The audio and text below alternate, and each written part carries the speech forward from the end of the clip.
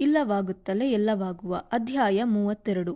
ಈಗ ಅಕ್ಷಯ್ ಒಳ ಬಂದು ಹತ್ತಿರ 15 ದಿನಗಳು ಆಗಿ ಹೋದವೋ ಏನೋ. ಅಷ್ಟು ದಿನ ಕೇವಲ ನೀರು ಕುಡಿಯುತ್ತಾ ಇರುವಾಗಲೂ ಅವನಿಗೆ ಆಯಾಸ ಅನ್ನಿಸಲಿಲ್ಲ, ನಿದ್ದೆ ಬರದೇ ಹೋಗಲಿಲ್ಲ. ಹಾಗೆಂದು ಅವನು ಒಂದೇ ಕಡೆ ಮಲಗಿಯೇನೂ ಇಲ್ಲ. ಹಗಲಲ್ಲಿ ಸಾಕಷ್ಟು ಸುತ್ತಾಡುವನು. ಅಲ್ಲಿ ಇರುವವರ ಕೆಲಸಗಳಿಗೆ ಸಹಾಯ ಮಾಡಲು ಹೋಗುವನು. ಭವನದ ಒಳಗೆ ಇರುವಾಗ ಕೆಲವು ಪುಸ್ತಕಗಳನ್ನು ಸಹ ಓದುವನು.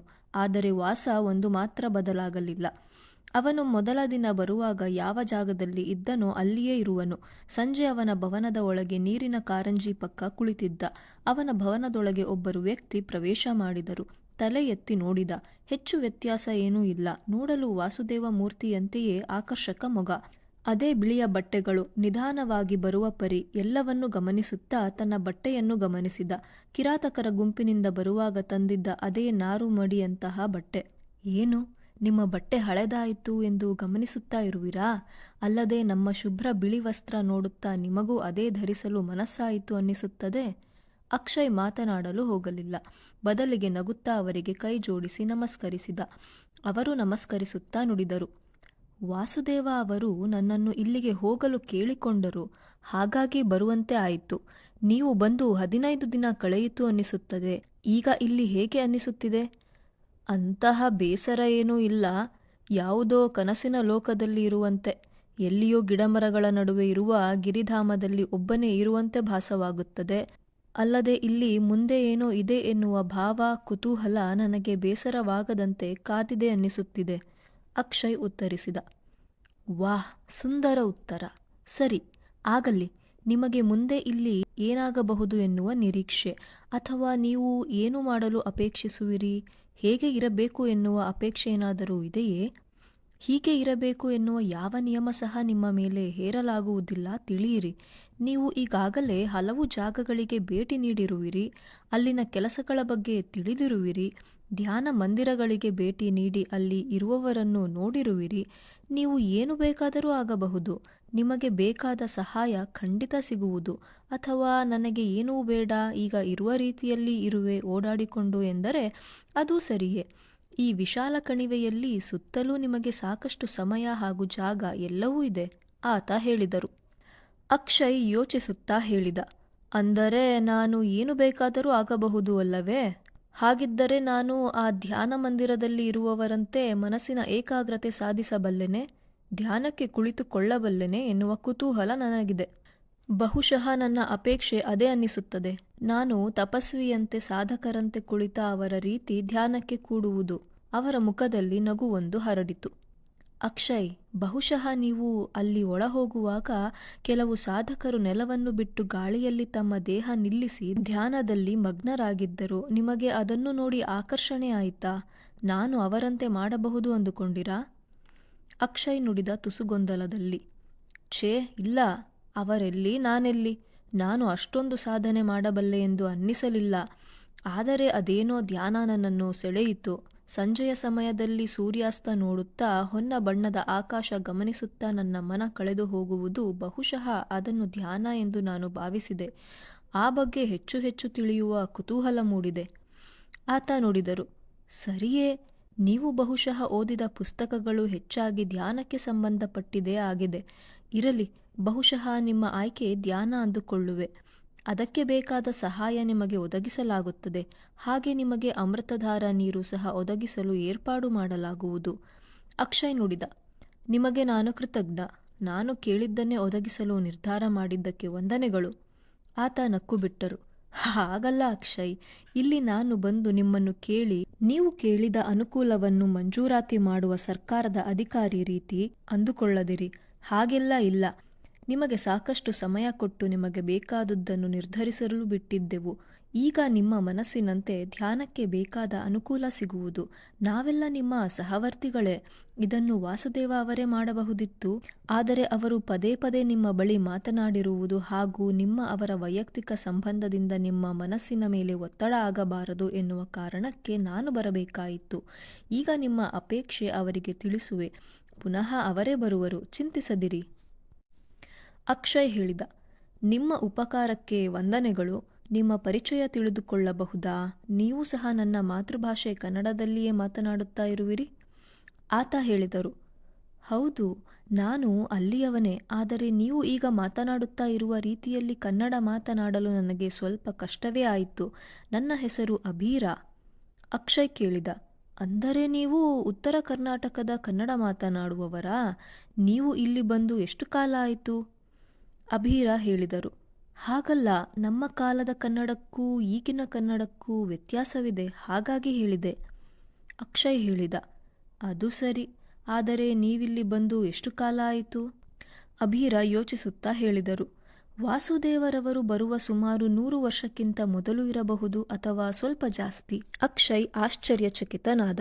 ಅಂದರೆ ತುಂಬ ಹಿಂದೆ ಆಯಿತು. ಆಗ ಯಾವ ಸರ್ಕಾರ ಇದ್ದಿತ್ತು ನಮ್ಮಲ್ಲಿ? ಬ್ರಿಟಿಷರು ಇದ್ದರೇನೋ? ಅಭೀರಾ ನೆನೆಯುತ್ತಾ ಹೇಳಿದರು. ಆಗ ಬಹುಶಃ ಮುಮ್ಮಡಿ ಕೃಷ್ಣರಾಜರು ಅನ್ನಿಸುತ್ತದೆ. ಅವರಿಗೆ 8 ವರ್ಷ ವಯಸ್ಸು. ದಿವಾನ್ ಪೂರ್ಣಯ್ಯ ಅವರ ಪರವಾಗಿ ಆಡಳಿತ ನಡೆಸುತ್ತಾ ಇದ್ದರೇನೋ? ಅಕ್ಷಯ್ ಚಕಿತನಾಗಿ ಎದ್ದು ನಿಂತವನು ಅಭೀರಾ ಅವರ ಮುಖ ನೋಡಿದರೆ 30-35 ವರ್ಷ ಇರಬಹುದು. ಇವರು ಹೇಳುತ್ತಾ ಇರುವ ಕತೆ 200 ವರ್ಷಗಳಿಗೂ ಹಳೆಯದೇನೋ. ಅಲ್ಲಿಗೆ ಇವರಿಗೆ ಎಷ್ಟು ವರ್ಷ? ಅಂದರೆ ನಿಮಗೆ 200 ವರ್ಷ ದಾಟಿದೆಯಾ? ಕೇಳಿದ ಆಶ್ಚರ್ಯದಿಂದ. ಅಕ್ಷಯ್, ಅಷ್ಟೊಂದು ಆಶ್ಚರ್ಯ ಬೇಡ. ಅದು ತುಂಬ ಕಡಿಮೆ ಸಮಯ ಇಲ್ಲಿ, ಮತ್ತು ನಾವು ಮಾತನಾಡುತ್ತಾ ಇರುವ ವಿಷಯ ಸರಿಯಲ್ಲ. ಅದು ಇಲ್ಲಿಯ ಪದ್ಧತಿಗೆ ಸರಿಹೊಂದಲ್ಲ ಅನ್ನಿಸುತ್ತದೆ. ನೀನು ಈ ರೀತಿಯ ಮಾತು ನಿಲ್ಲಿಸು. ಮುಂದೆ ಸಹ ಯಾರನ್ನೇ ಆಗಲಿ, ಅವರ ವಯಸ್ಸನ್ನು ಆಗಲಿ, ಅವರ ಇತಿಹಾಸವನ್ನಾಗಲಿ ಕೆದಕಬೇಡ. ನಾನಿನ್ನು ಹೊರಡುವೆ. ನಾಳೆ ವಾಸುದೇವ ಮೂರ್ತಿರವರು ಬರಬಹುದು. ನನ್ನ ಉತ್ತರದಿಂದ ಬೇಸರ ಪಡಬೇಡ. ಅಭೀರಾ ಅಲ್ಲಿಂದ ನಡೆದು ಹೊರಟರು. ಅಕ್ಷಯನಿಗೆ ಈಗ ಅರಿವಾಗಿತ್ತು. ಇಲ್ಲಿ ಎದುರಿಗೆ ಬರುವ ಜನರ ಮುಖ ನೋಡಿ ವಯಸ್ಸು ಇತ್ಯಾದಿ ನಿರ್ಧಾರವನ್ನು ಮಾಡಲಾಗದು. ಅವನಿಗೆ ಮತ್ತೊಂದು ವಿಷಯ ವಿಚಿತ್ರ ಅನ್ನಿಸಿದ್ದು, ನಾನು ಈಗ ನನ್ನ ಸಮಕಾಲೀನರೊಡನೆ ಇಲ್ಲ. ಇಲ್ಲಿರುವ ಜನ ನೂರಾರು ಸಾವಿರಾರು ವರ್ಷದ ಇತಿಹಾಸಕ್ಕೆ ಸೇರಿದವರೂ ಇರಬಹುದು. ಅಂತಹ ಇತಿಹಾಸದ ಕಾಲಕ್ಕೆ ಸೇರಿದ ಜನರ ನಡುವೆ ಇರುವೆ. ಹೀಗೆ ಇಲ್ಲಿ ಹಲವು ವರ್ಷ ಕಳೆಯುವಾಗ ನಾನು ಸಹ ವಿಚಿತ್ರ ಆಗಿ ಬಿಡುವೆನು. ಹೊರಗಿನ ಪ್ರಪಂಚದ ಕಾಲಮಾನ ನೂರಾರು ವರ್ಷ ಮುಂದೆ ಹೋಗಿರುವುದು, ಅಲ್ಲಿ ಏನೆಲ್ಲ ನಡೆದಿರುವುದೋ. ಆದರೆ ನನಗೆ ಮಾತ್ರ ಹೆಚ್ಚು ಕಡಿಮೆ ಕಾಲ ಸ್ಥಗಿತ ಆದಂತೆ. ನಾನು ಇರುವ ವಯಸ್ಸಿನಲ್ಲೇ ನಿಂತು ಹೋಗುವೆ. ಇದು ಬೇರೆಯದೇ ಆದ ಪ್ರಪಂಚ. ನಾನು ಇಲ್ಲಿಗೆ ಹೊಂದಿಕೊಳ್ಳುವ ಅಗತ್ಯ ಇದೆ. ಇನ್ನು ಮುಂದೆ ಯಾರನ್ನೇ ಆಗಲಿ ಅವರ ಹೆಸರು, ವಯಸ್ಸು, ಕಾಲಮಾನ ಇತ್ಯಾದಿಗಳನ್ನು ಕೇಳಬಾರದು ಎಂದುಕೊಂಡ. ಹೀಗೆಲ್ಲ ಸಾಧ್ಯವಾದರೆ ನಾವು ಪುರಾಣಗಳಲ್ಲಿ ಓದಿರುವುದು ಸತ್ಯ ಆಗಬಹುದು. ನಾನು ಮಹಾಭಾರತದ ಕಥೆಯ ಪಾಂಡವರನ್ನೂ ಸಹ ಭೇಟಿ ಮಾಡುವ ಸಾಧ್ಯತೆ ಇರಬಹುದೇ? ಹೀಗೆ ಹಲವಾರು ಯೋಚನೆಗಳು ಅವನಲ್ಲಿ ಹಾದು ಹೋದವು. ಮರುದಿನ ಶಾಂತವಾಗಿ ಕುಳಿತಿದ್ದ. ವಾಸುದೇವ ಬಂದರು. ಅದೇನು ಅಕ್ಷಯ್, ಇಷ್ಟು ಶಾಂತವಾಗಿ ಕುಳಿತಿರುವೆ? ಅಕ್ಷಯ್ ನಕ್ಕ. ಇಲ್ಲಿ ಗಾಬರಿ ಪಡಲು, ಆತಂಕ ಪಡಲು, ಯೋಚಿಸಲು, ಚಿಂತಿಸಲು ಏನಿದೆ ಹೇಳಿ? ಅವರು ನಗುತ್ತಾ ಹೇಳಿದರು. ಅದು ಸರಿಯೇ. ಹೇಗಿದೆ ಜೀವನ? ಅಭೀರಾ ಬಂದಿದ್ದರು. ನಿನ್ನ ಆಯ್ಕೆ ತಿಳಿಸಿದರು. ಅಕ್ಷಯ್ಗೆ ಆಶ್ಚರ್ಯ. ಏನು ನನ್ನ ಆಯ್ಕೆ? ಯಾವ ವಿಷಯ? ವಾಸುದೇವ ಮತ್ತೆ ಹೇಳಿದರು. ನೀನು ಧ್ಯಾನ ಮಾರ್ಗವನ್ನು ಆಯ್ಕೆ ಮಾಡಿದೆಯಂತೆ. ನನಗೆ ಅನ್ನಿಸಿತ್ತು ನಿನ್ನ ಆಯ್ಕೆ ಅದೇ ಎಂದು. ಅಕ್ಷಯ್ಗೆ ಮತ್ತೆ ಆಶ್ಚರ್ಯ. ನನ್ನ ಆಯ್ಕೆ ಇವರಿಗೆ ಮೊದಲೇ ಹೇಗೆ ತಿಳಿಯಲು ಸಾಧ್ಯ? ವಾಸುದೇವ ಹೇಳಿದರು. ಮೊದಲನೆಯದು, ನೀನು ಸದಾ ಸುತ್ತುವ ಸ್ವಭಾವ. ಆಯ್ಕೆ ಬರುವಾಗ ಅದರ ವಿರುದ್ಧವಾದದ್ದನ್ನು ನೀನು ಆರಿಸುವೆ ಎಂದು ಮನಸ್ಸಿನ ಪರಿ. ಅಲ್ಲದೆ ಸದಾ ಹೊಸತನ್ನು ಆರಿಸುವುದು ಕೆಲವರ ಮನೋಧರ್ಮ ಅಲ್ಲವೇ? ಹಾಗಾಗಿ ಹೇಳಿದೆ. ಅಕ್ಷಯ್ ಮೌನವಾಗಿದ್ದ. ನಂತರದಲ್ಲಿ ಹೇಳಿದ. ಆದರೆ ನನಗೆ ಅದರ ಬಗ್ಗೆ ಯಾವ ಪರಿಚಯ ಇಲ್ಲ. ಅದು ನನ್ನ ಕ್ಷೇತ್ರ ಹೌದಾ ಅಲ್ಲವಾ ನಿರ್ಧರಿಸಲು ಆಗುತ್ತಿಲ್ಲ. ಚಿಂತೆ ಬೇಡ, ನಿನ್ನ ಕೈಲಿ ಆಗದೇ ಏನಿಲ್ಲ. ಅಲ್ಲದೆ ನೀನು ಧ್ಯಾನದ ಮಾರ್ಗ ಆಯ್ದುಕೊಂಡ ಮಾತ್ರಕ್ಕೆ ಸದಾ ಧ್ಯಾನ ಮಾಡುತ್ತಲೇ ಇರುವ ಅಗತ್ಯ ಏನಿಲ್ಲ. ಬದಲಾವಣೆಗಾಗಿ ನಡುವೆ ಬೇರೆ ನಿನಗೆ ಇಷ್ಟ ಅನ್ನಿಸುವ ಇತರೆ ಕೆಲಸ ಸಹ ಮಾಡಬಹುದು. ಹೊರಗೆ ಸುತ್ತಾಡಬಹುದು. ನಿನ್ನ ಸ್ವಾತಂತ್ರ್ಯ. ವಾಸುದೇವ ನುಡಿದರು. ಅಕ್ಷಯ್ ಮೌನವಾಗಿದ್ದ.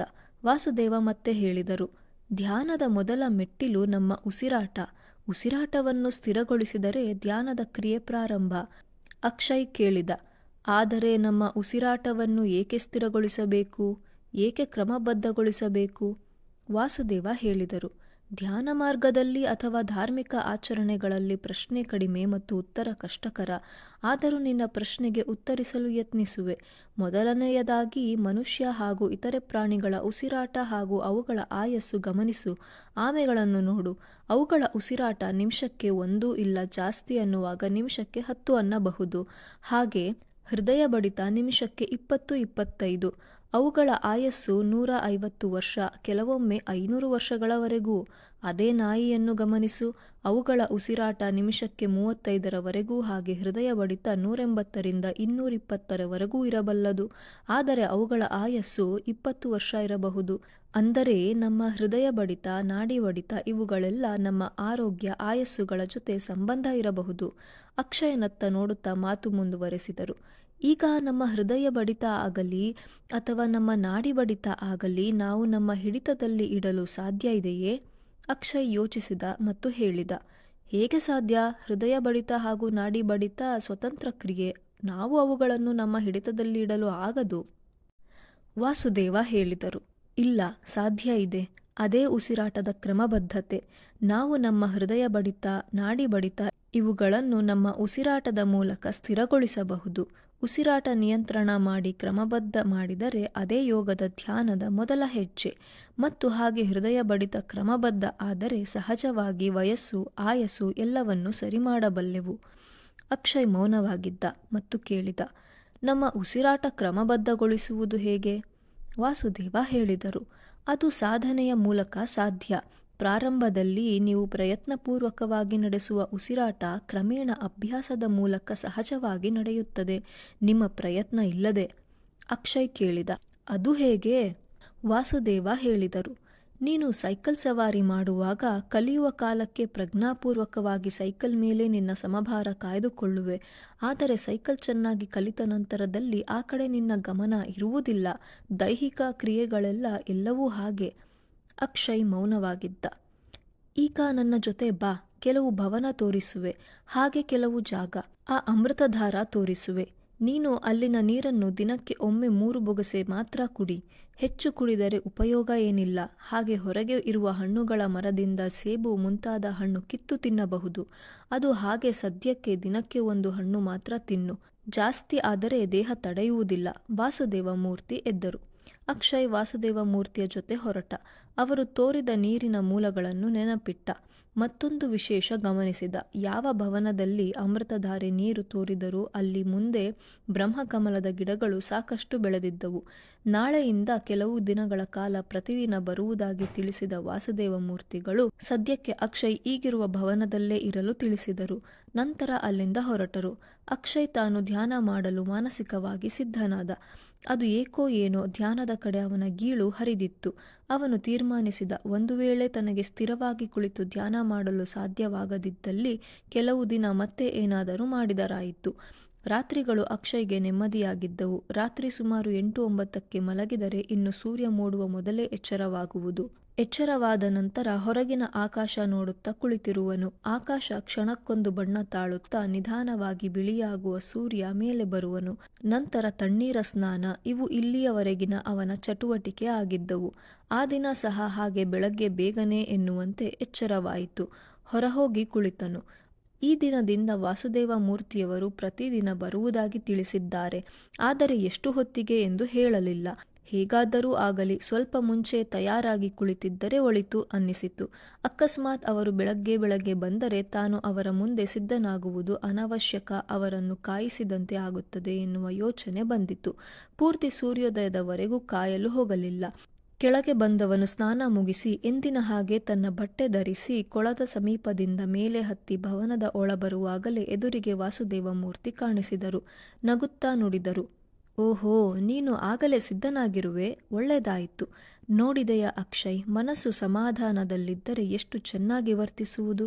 ನಾನು ನಿನಗೆ ಬೇಕೆಂದೇ ಈ ದಿನ ಬರುವ ಸಮಯ ತಿಳಿಸಲಿಲ್ಲ. ನೋಡೋಣ ಎಂದು ಬೇಗ ಸಿದ್ಧನಾಗಿ ಬಂದೆ. ಆದರೆ ನೀನು ನನ್ನ ಮನಸ್ಸಿನ ಆಲೋಚನೆ ತಿಳಿದವನಂತೆ ಎದ್ದು ಸಿದ್ಧನಾಗಿ ಕುಳಿತು ಬಿಟ್ಟೆ. ಇದೇ ಅಲ್ಲವೇ ಮನಸ್ಸನ್ನು ಅವಲೋಕಿಸುವ ಪರಿ, ಸಾಧನೆ? ಮೆಚ್ಚುಗೆ ವ್ಯಕ್ತಪಡಿಸಿದರು. ಅಕ್ಷಯ್ ಯೋಚಿಸಿದ. ಆದರೆ ನಾನು ಅಷ್ಟೊಂದು ಚಿಂತಿಸಲಿಲ್ಲ. ಅದೇನೋ ಸಿದ್ಧನಾಗುವ ಯೋಚನೆ ಬಂದಿತ್ತು, ಸಿದ್ಧನಾಗಿ ಕುಳಿತೆ. ಮೈಂಡ್ ರೀಡಿಂಗ್ ರೀತಿ ನಾನೇನೂ ಯೋಚಿಸಲಿಲ್ಲ ಎಂದುಕೊಂಡ. ವಾಸುದೇವ ನುಡಿದರು, ಧ್ಯಾನದಂಥ ಸಾಧನೆಗೆ ಬೆಳಗಿನ ಸಮಯವೇ ಒಳಿತು. ಆಗ ನಿನ್ನ ಮನ ತಿಳಿಯಾಗಿರುತ್ತದೆ ಎನ್ನುವ ಕಾರಣಕ್ಕೆ. ಹಾಗೆಯೇ ಧ್ಯಾನಕ್ಕೆ ಸಹಾಯಕ ಯೋಗದ ಕ್ರಿಯೆಗಳು. ಧ್ಯಾನ ಮನಸ್ಸನ್ನು ಒಳಗಿನಿಂದ ಹಿಡಿತಕ್ಕೆ ತೆಗೆದುಕೊಂಡರೆ, ಯೋಗ ದೇಹವನ್ನು ಮನಸ್ಸಿನ ಹಿಡಿತಕ್ಕೆ ಪಡೆಯುತ್ತದೆ. ದೇಹ ಹಾಗೂ ಮನಸ್ಸುಗಳ ಏಕಾಗ್ರತೆಯೇ ಧ್ಯಾನ. ಅಕ್ಷಯ್ ನುಡಿದ, ಸರಿ ಆಗಲಿ, ನೀವು ಏನು ಹೇಳುವಿರೋ ಅದನ್ನೆಲ್ಲ ನೆನಪಿನಲ್ಲಿಟ್ಟು ನೀವು ಹೇಳಿದಂತೆ ಧ್ಯಾನದ ಕಡೆಗೆ ಮನಸ್ಸನ್ನು ಒಗ್ಗಿಸಿಕೊಳ್ಳುವೆ. ಬಹುಶಃ ನಾನು ಈ ಕ್ಷೇತ್ರದಲ್ಲಿ ಹೊಸಬನಾದ ಕಾರಣ ಸ್ವಲ್ಪ ಹೆಚ್ಚು ಸಮಯ ತೆಗೆದುಕೊಳ್ಳಬಹುದು. ವಾಸುದೇವ ನಗುತ್ತಾ ಇದ್ದರು.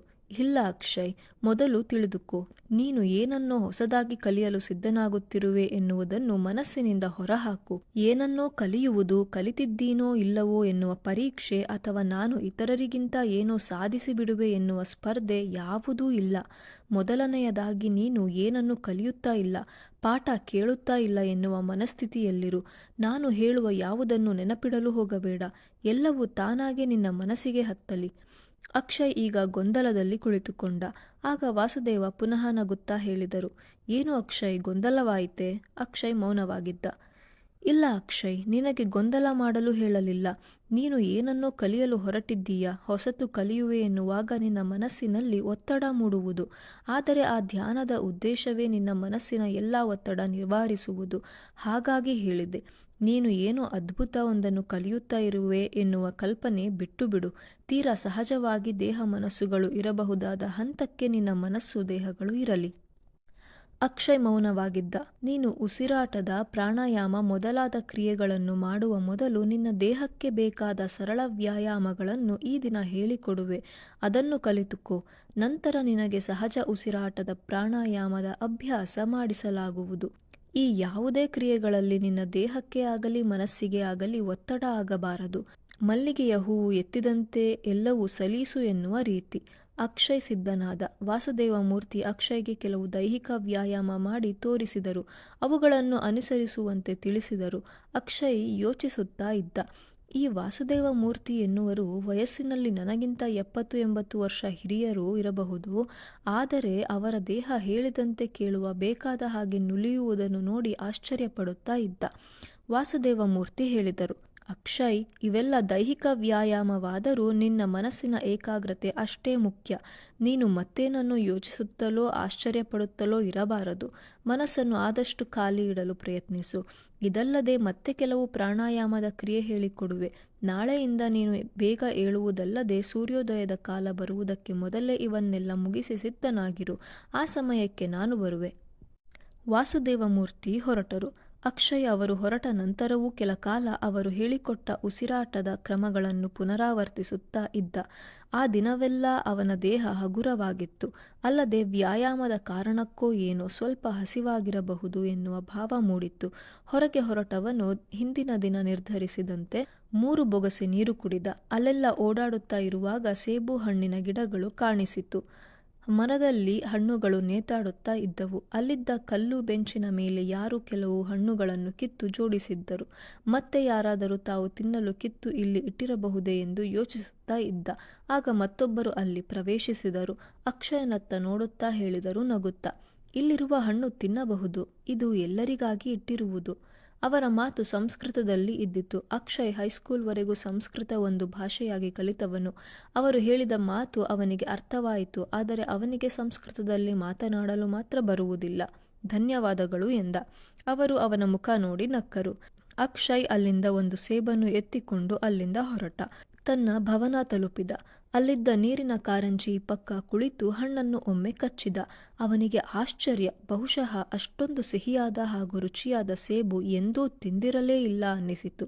ಮತ್ತೆ ಯೋಚಿಸಿದ, ಬಹುಶಃ ಇಲ್ಲಿ 15 ದಿನಗಳ ಕಾಲದಿಂದ ನಾನು ಏನೂ ತಿನ್ನಲಿಲ್ಲ.